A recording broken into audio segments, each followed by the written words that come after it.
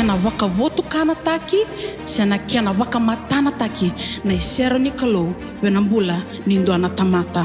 Tuna sa sakarai awasi avati kinaon, sianga na kaukaua, sianga na ganga, ena longu nga saka ko chovo ni lewuk. Taka na kena wase tinka ono ni lako mai vakata ki kona Kalou na kaya do engei une na yabu ni bale ni bebes ni kondingi taka mo baka bina kata na Kalou ni ko iko na kilanga ni sati kona Kalou ni savabura kilevi na vei keve ni lenga ni savabura kilevi na vingangan reta bakayango ni savabura kilevi na vei kakeve ko la kudurmoti ko belata na daba ni sati kona Kalou na nona mai visa o Mosese.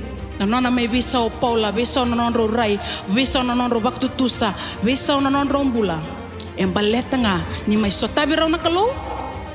Kana nonro sa mai bakatito mbutaka na nonro mai wiki lewat kana Kalou. Sakena nga una menda vivitale kina serau ni Kalou.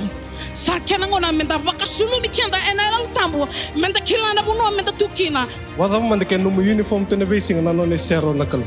Ne sianga ni anga mo hosa.